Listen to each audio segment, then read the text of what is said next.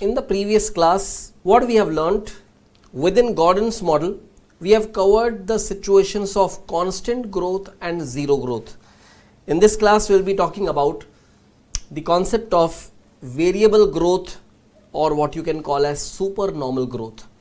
Now here what happens, initial phase of any business, the growth rate can be substantially higher, which is above the industry normal long-term growth rate, what you can call as SGR, sustainable growth rate. So sustainable growth rate is such a growth rate which can be sustained for a good long period of time, and that is where it is also termed as a normal growth rate.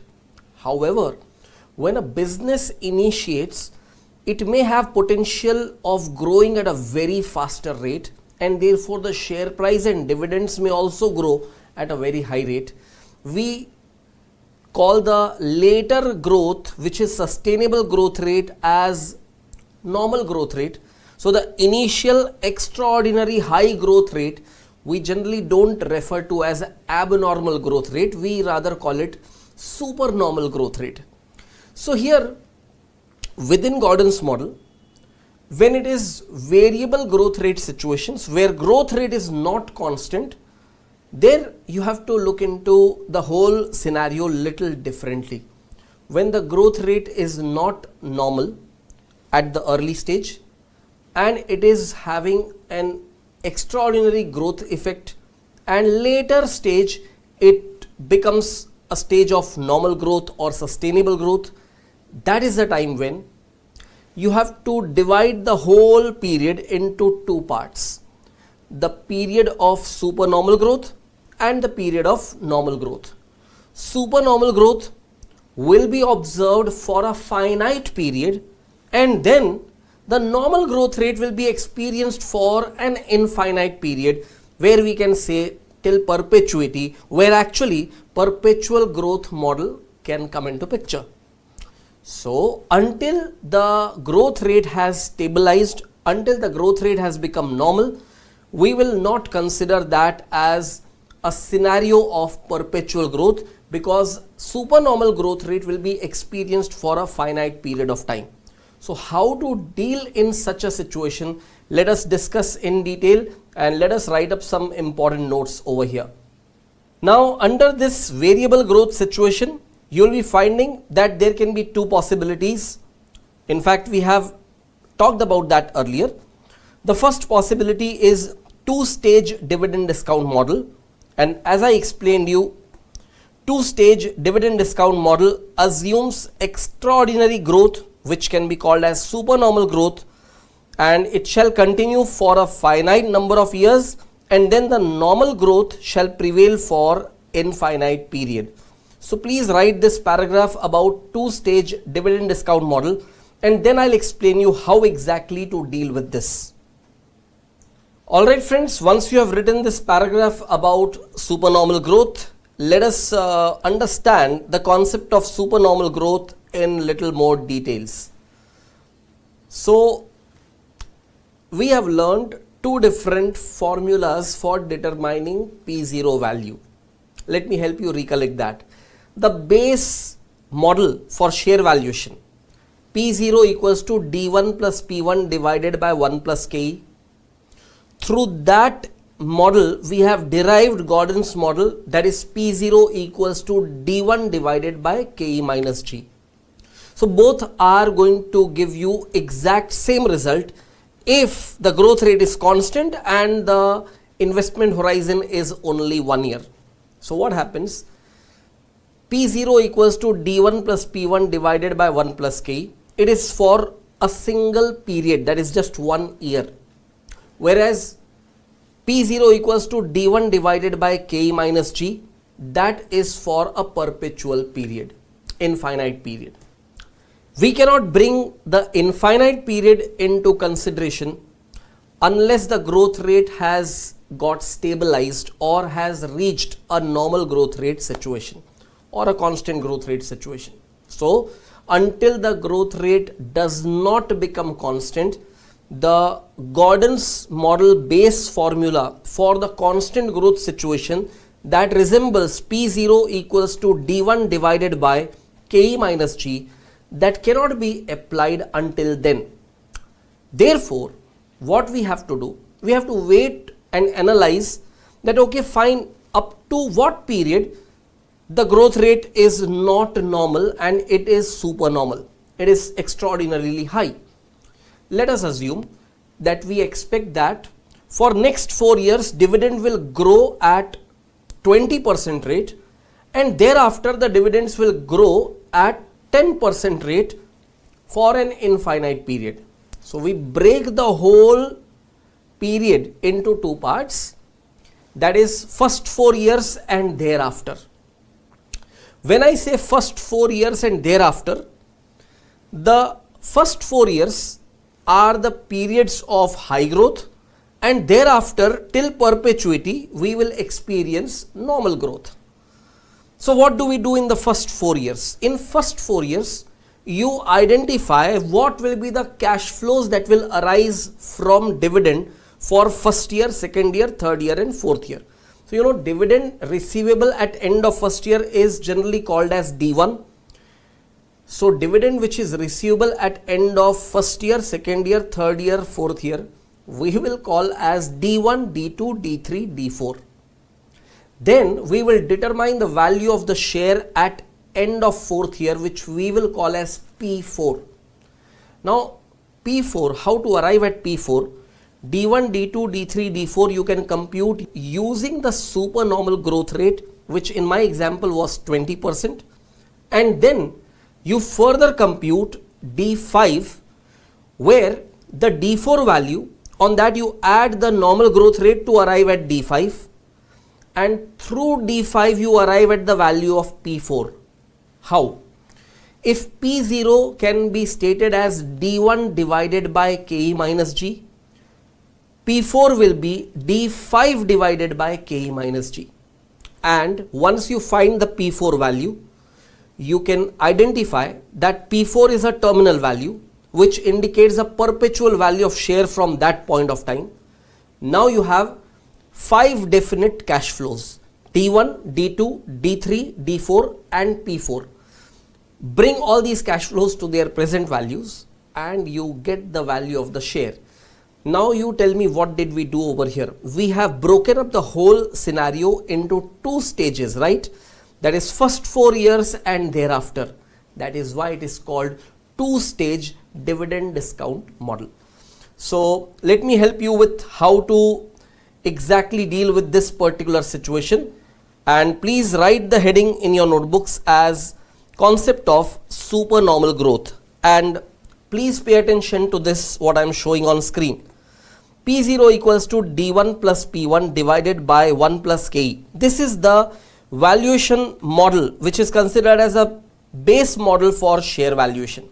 If I split this term into 2 parts, it will be D1 divided by 1 plus KE plus P1 divided by 1 plus KE.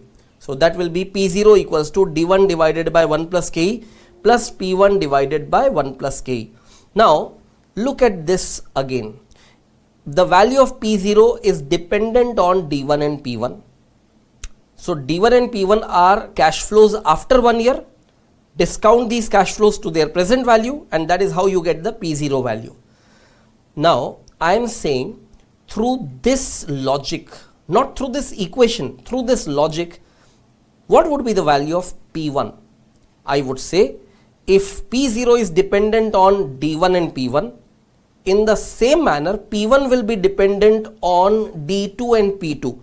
As a result, I would say P1 equals to D2 plus P2 divided by 1 plus KE. So this D2 indicates the dividend receivable by end of second year.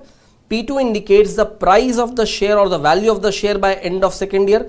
Both of these are cash flows at end of second year or values at end of second year.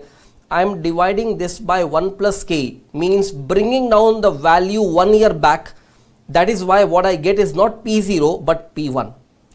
Now what would happen if I substitute this value of P1 in this primary equation? How will I read that equation?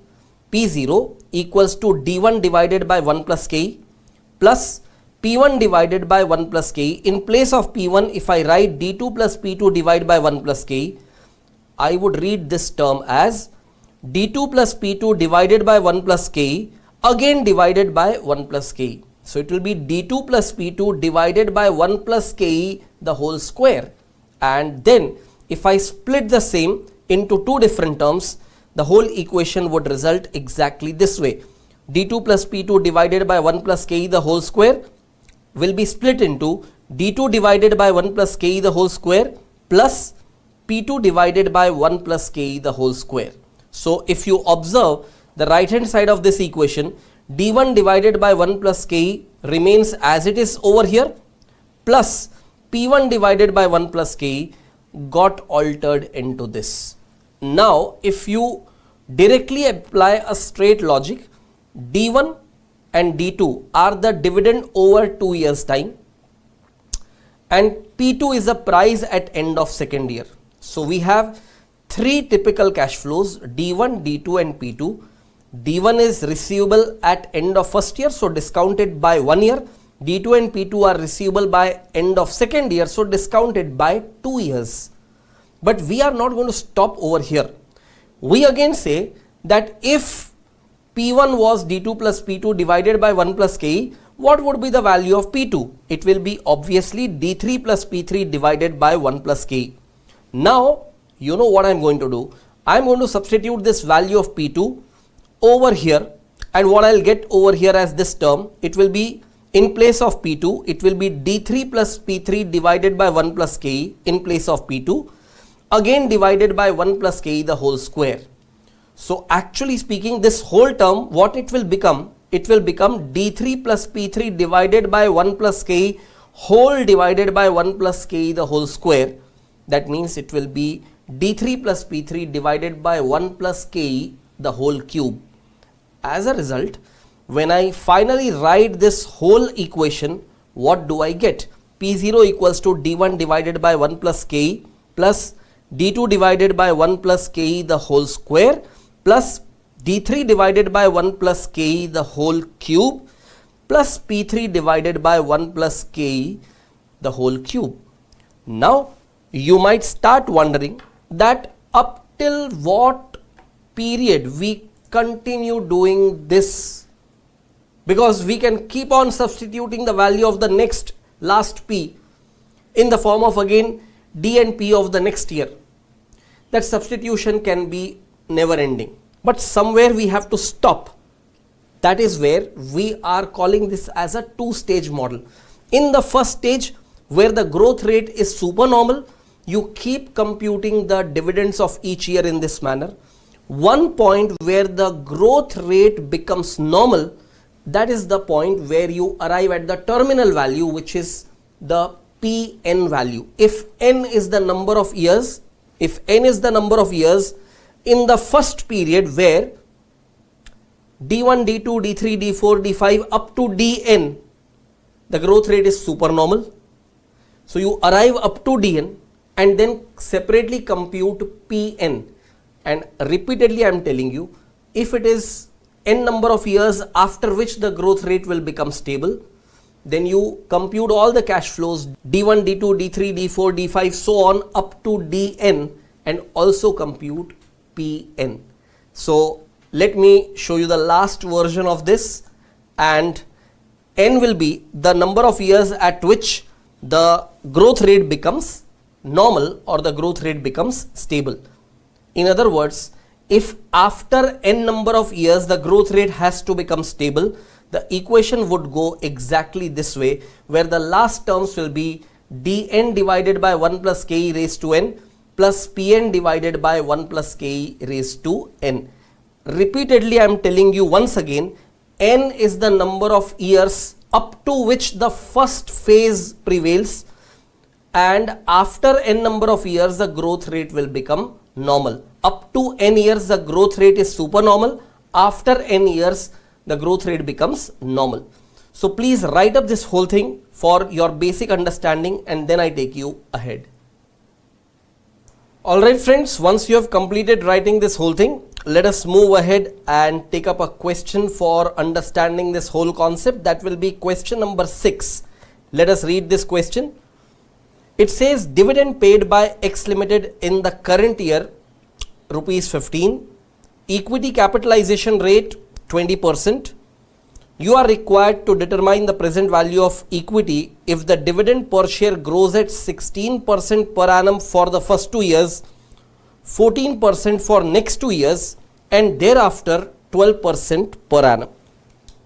Now someone might say that, sir, this particular question is actually pertaining to 3-stage model, because for first 2 years we have different dividend rate, next 2 years we have different dividend rate, and thereafter the growth rate is becoming normal. Now this is not a 3-stage model. Let me tell you very clearly.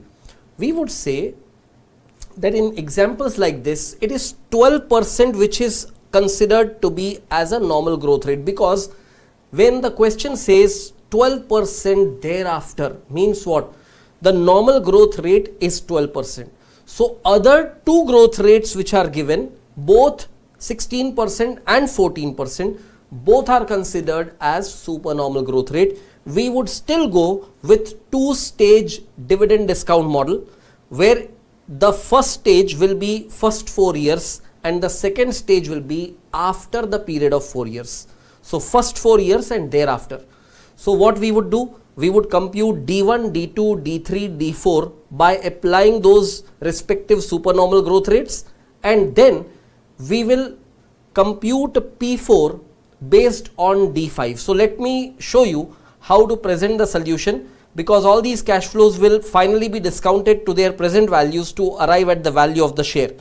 So let me show you how to present the solution over here.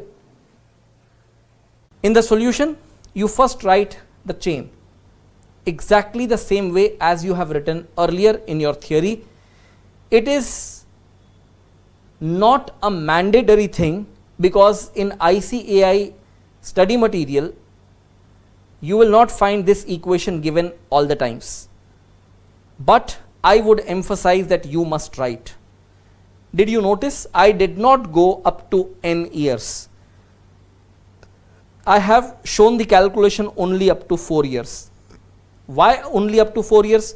Because from 5th year the growth rate is anyway constant, so you need not drag the chain of calculations beyond 4 years. Now let us calculate D1, which is very simple. 15 plus 16%, that is 17.40. D2 will be 17.40 plus 16%, that is 20.184. D3 will be 20.184 plus 14%, because from 3rd year the growth rate is 14%, that will be 23.01. D4 will be 23.01 plus 14%, that will be 26.23. And you also compute D5, because we know that the value of P4 is dependent on D5. But have you noticed one thing? When we compute D5, the growth rate that we have considered over there is 12%. Thereafter what you do is you set up this formula, P4 equals to D5 upon KE minus G, and do you know what is the straight logic behind that? P0 equals to D1 upon KE minus G, so P4 will be definitely D5 upon KE minus G, but this will not be the value of P0, this is the value of P4. We eventually want to find the value of P0. Can you see the main equation on top left hand side? The term that we want is P0. So anyway, P4 will still be an intermediary calculation. So D5 is already computed as 29.38 divided by KE minus G, that will be 0.20 minus 0.12, and finally P4 value will be 29.38 divided by 0.08. P4 value will be 367.25. Please understand all these calculations and take note of all these, and then we shall move ahead. Alright friends, I am sure you have finished writing this whole thing. Let us move ahead and write up the calculation further, because now what we have to just do is compute the present value. Instead of putting the calculations in an equation, we would prefer making the present value calculation in a tabulated manner. So year 1, 2, 3, 4 and again 4, because the last 4 is for P4. So D1 in the first year, D2 in the second year, D3 in the third year, and then D4 and P4 both in fourth years.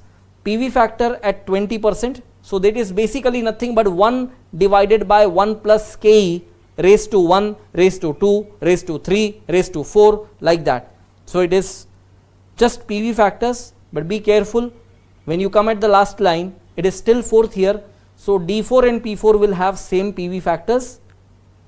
Multiplying the cash flows to the respective PV factors, you will be getting the PV of cash flows, and the aggregate of that is 231.60, which will be considered as total PV or the value of P0.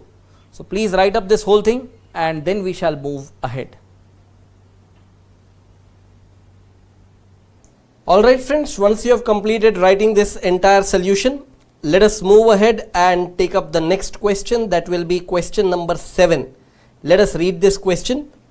It says, dividend paid by X Limited in the current year is rupees 15, equity capitalization rate is 20%.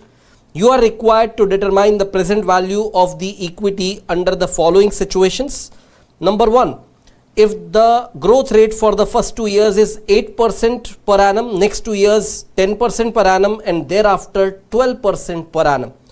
Now you can see this is an odd thing given in this question, where the growth rate earlier is extremely low and thereafter it becomes stable.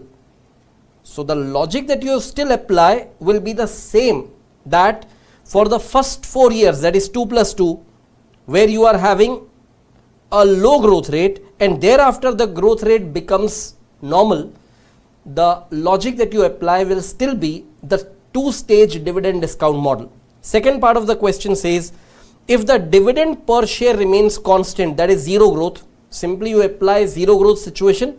And third part of the question says, if the dividend per share constantly grows at 12% per annum. This you can just do it without any hassle, because here it is simply application of Gordon's model with constant growth situation. So let me help you with how to present the solution over here. Again over here, the chain will be dragged up to 4 years, because it is after 4 years that the growth rate is getting stable. It is just like the previous question's solution, only difference is initially here the growth rate will be low and gradually it will become high. So it will be D1, D2, D3, D4 and P4, and then D1, D2, D3, D4 and D5 calculation will be made. The reason why we have made D5 calculation, it is for the purpose of computing P4. I don't have to explain you this logic, and again we have discussed it while solving the previous question already. Here I am expecting that your calculation should have gone correct, where P4 value should be 296.375. So please write it up if you haven't written, and then we shall move ahead. I am sure all of you have completed this whole thing. Let us move ahead and write the calculations further. So here we are going to make a table for computing the present value of future cash flows in the form of D1, D2, D3, D4 and P4. These are the future values, and the discounting rate being 20%, we are discounting these future values to their present value, and the sum total of this present value will be P0. So please write up this whole thing, and that will be answer for the first part of the question. Alright friends, let us move ahead to the second part of the question, where they have stated that dividend stays constant.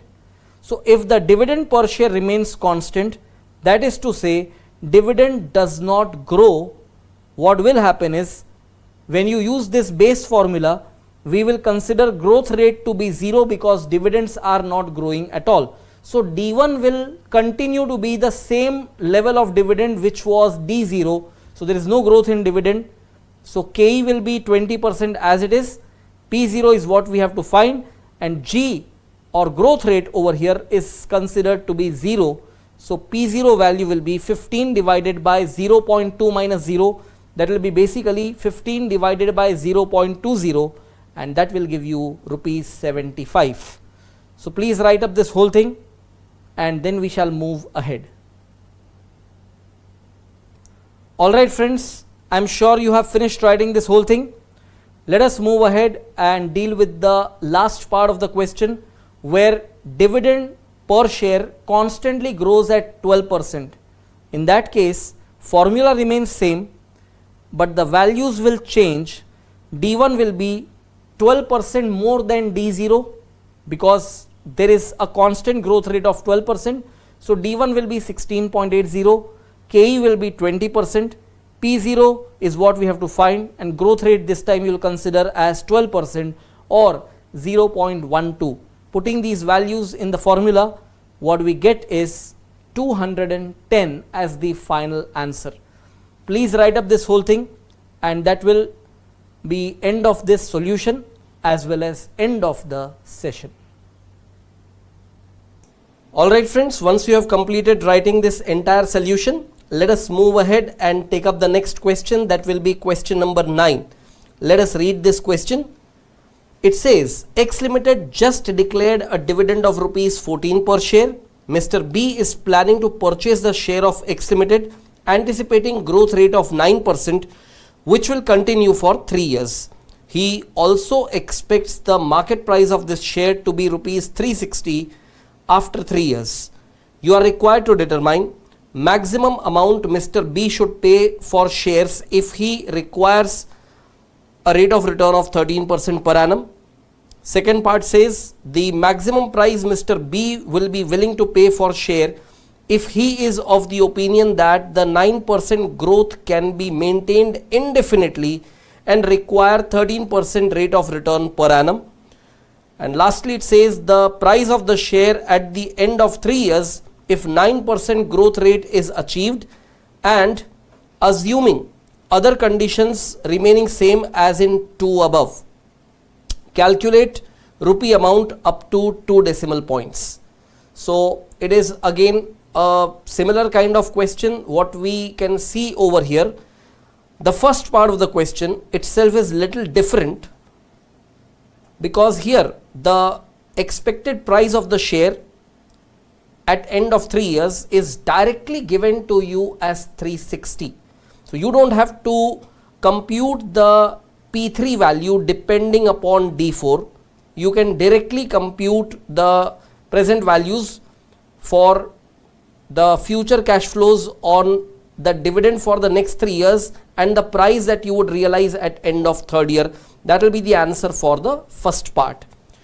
In the second part, it says that 9% growth rate can be maintained indefinitely, means 9% growth rate itself is constant. But in the first part, when you are solving, look at the line of the question, anticipating growth rate of 9% which will continue for 3 years. So part 1 says 9% growth for 3 years, and that is why they have given you the 3rd year end price. Part 2 says 9% growth rate can be maintained indefinitely, and you can compute the value of the share directly by applying constant growth situation. And in the third part, you have to do it just like the second part, but you don't have to find the present value of the share. You have to find the value of the share at end of 3 years. So let us see how to write up the solution over here. In your solution first part, you can just make a table.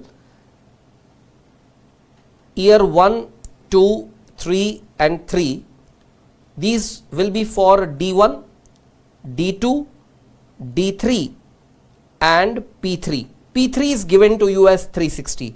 And for computing D1, D2, D3, what we have done, 14 was the amount of dividend already paid, so that was D0. On that we have added 9% to get D1. On that we have added another 9% to get D2. On that final value we have added another 9% to get D3. Now because the required rate of return is 13%, we take the PV factors at 13%, and we convert these future cash flows to their present values, and the present value total comes to 288.56, which will be the answer for the first part of the question. So please write up this much and then I take you ahead. Alright friends, once you have completed writing the answer for the first part, let us move ahead and deal with the second part. In the second part, the question says that the growth rate of 9% remains constant indefinitely right from the beginning. So you can just apply the Gordon's model formula from the beginning, and you can just determine all the values directly by using the constant growth approach. The answer will be rupees 381.50. So please write up this whole thing and then I take you ahead. Alright friends, once you have completed writing the answer for this part as well, the question now is asking you to consider 9% growth rate and determine the value of the share at end of third year. So we will still use the constant growth formula and we will not compute P0 based on the P0 logic. We will compute P3, which is D4 divided by K minus G. D4 itself will be D3 plus the growth rate applicable in the fourth year, because the growth rate has remained constant in the last part of the question. So in the fourth year also the growth rate will be same 9%. D3 we have already computed in the earlier part of the solution. So D3 is 18.13%. To that you add 9% to arrive at the D4 value, and that divided by K minus G would give you the expected price of the shares at end of third year.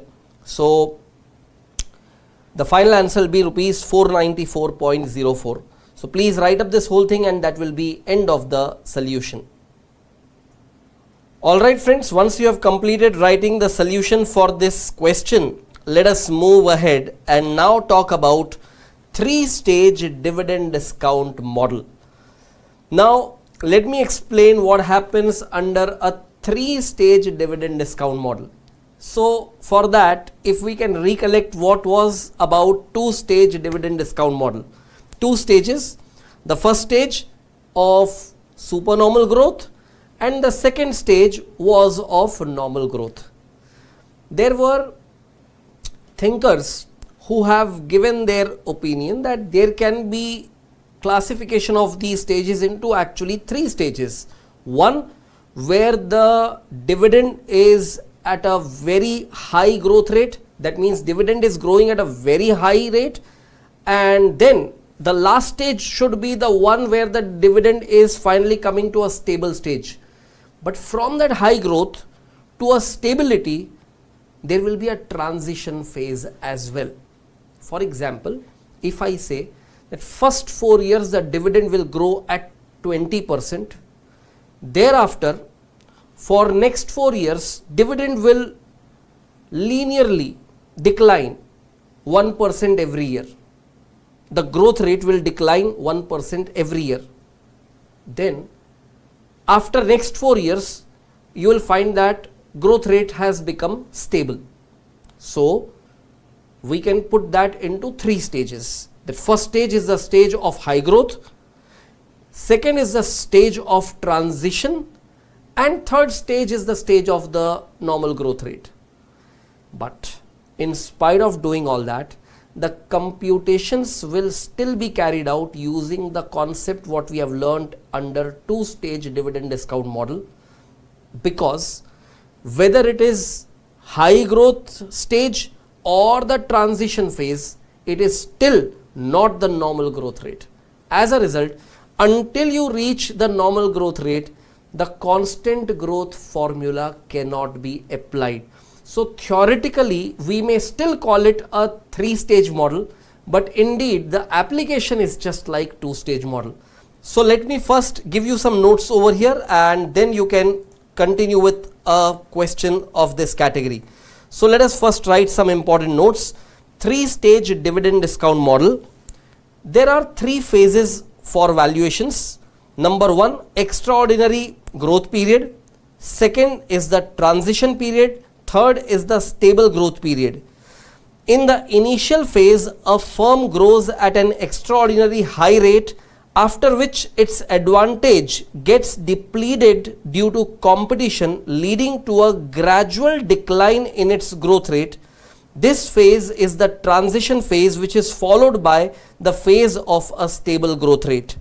The value of equity share shall be computed as in case of two-stage growth model by adding discounted value of dividends for two growth periods and discounted value of the share price at the beginning of sustainable growth period.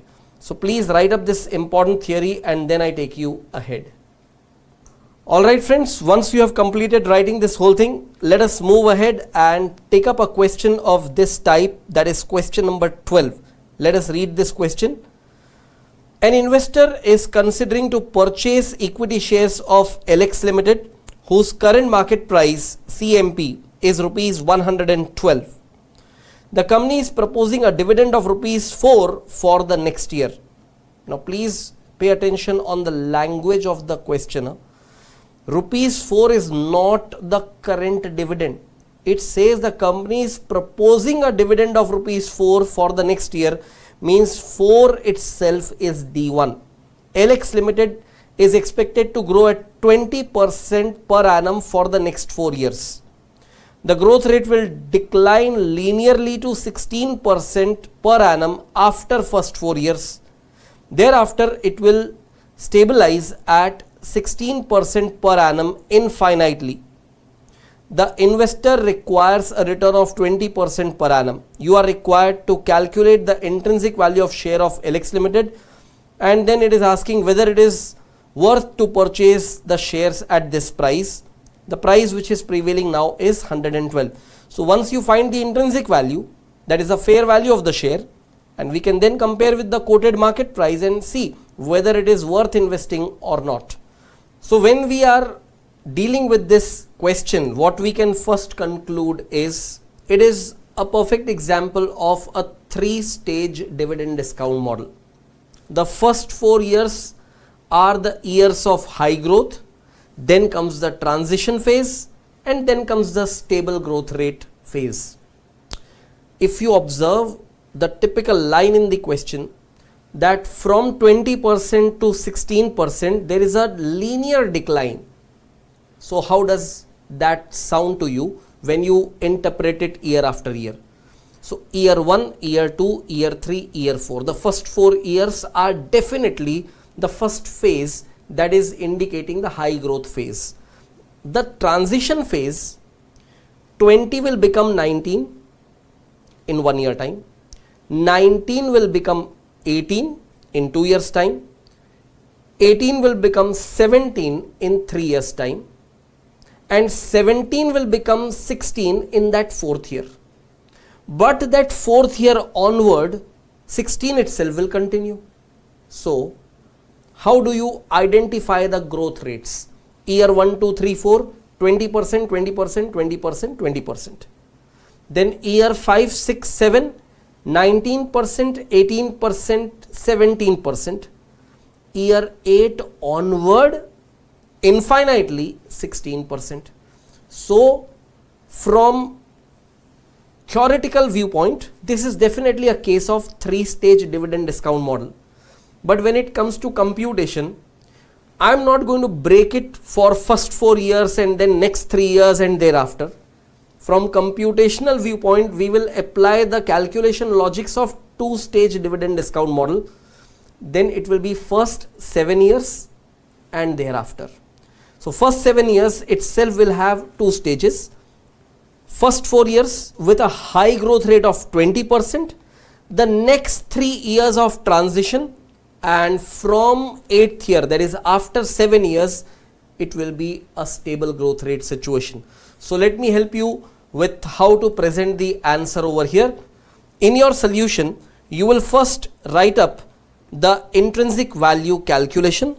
That goes this way: D1 divided by 1 plus KE plus D2 divided by 1 plus KE the whole square plus D3 divided by 1 plus KE raised to 3, D4 divided by 1 plus KE raised to 4 plus D5 divided by 1 plus ke raised to 5 plus D6 divided by 1 plus ke raised to 6 plus D7 divided by 1 plus ke raised to 7 and then P7 divided by 1 plus ke raised to 7. And how would you compute P7? Tell me. P7 will be D8 divided by ke minus g. So do one thing. First you write up this equation and write the P7 formula, and I show you the calculations thereafter. Alright friends, once you have completed writing this whole thing, let us move ahead and take up the calculations further. Now D1 is rupees 4, it is already given. I explained you already while reading the question that D1 is already given to you. Don't add 20% to 4 rupees to obtain D1. D1 is already given as rupees 4. You add 20% on 4 to arrive at D2, which will be 4.8. You add 20% on 4.8 to arrive at D3. Again you add 20% on D3 to arrive at D4. Now the first 4 years have completed. So your expected growth rate for 5th year is going to be 19%. 6th year it is going to be 18%. And 7th year it is going to be 17%. 8th year onward it will be constant growth rate of 16%. So that is why I said if you divide this, it will be first 7 years and thereafter. That is why after 7 years the growth rate is becoming stable. So year 5, 6, 7 are the years of transition. 8th year onward it is the stable growth rate situation. So we find the value of P7. You have already written the formula notation. It is D8 divided by ke minus g, and when you compute it, what you are getting as P7 value, it is rupees 329.25. Now that you have got all the values as future values, the next thing what we are going to do, we are going to convert all these future values to their present value. And before we do that, quickly write up these calculations please. Alright friends, once you have completed writing all these calculations, let us go to the last stage of calculation where we convert all the future cash flows to their present values. We will write up the cash flows of all 7 years, considering one thing that 7 you must write 2 times, one is for D7 and one is for P7. All the cash flows we have already identified. I don't have to explain you this. The investor's expected rate of return is 20%, so that becomes our discounting rate at which we have computed the PV factors. The last 2 PV factors obviously will be same because both represent 7 years, and the present value of all these cash flows, when you sum up, it is coming to 114.91. Before we write up the conclusion, please write up all these calculations and then I take you ahead. Alright friends, once we have completed writing all these calculations, so what can we conclude? Look at the intrinsic value that we obtained. It is 114.91 and the quoted market price is 112. So what one can conclude over here? Should you buy such a share? If I am the investor, I would say yes, definitely I would buy this share because the quoted market price is 112, which is lower than this intrinsic value. That means the share is underpriced and I would say it is worth investing. But see, ICAI suggested answer came up with one good point over here. That was the gap between the intrinsic value and the quoted market price. It has a very thin line of difference, correct? You look at this, this is 114.91, quoted market price is 112. Very small difference. It is underpriced but not substantially. And boss, look at one thing, 112 what you are finding as quoted market price, that is a fact. This what you are seeing over here is all about future, and how many years in future? More than 7 years in future. In that case, too much of uncertainty can exist in future. Yes or no? So there may be risk, because when there is uncertainty, there is always a risk. That is why here the discounting rate of the investor is also quite high. But in spite of that, because the present value and the quoted market price, this has very small difference, you should definitely look into other factors also before you take the decision. So the signal that you have to provide in your conclusion is, yes, go ahead and buy this share, but don't just jump into that buying of the share. You look into other factors as a precautionary move. So let me show you how to write up that concluding part, and that will be end of this solution as well as end of this particular session. So in your conclusion, you write, as current market price of the share, that is rupees 112, is lower than intrinsic value, hence it is underpriced and can be acquired. However, other factors need to be taken into consideration since the difference is only slightly higher. So please write up this whole thing, and that will be end of this solution.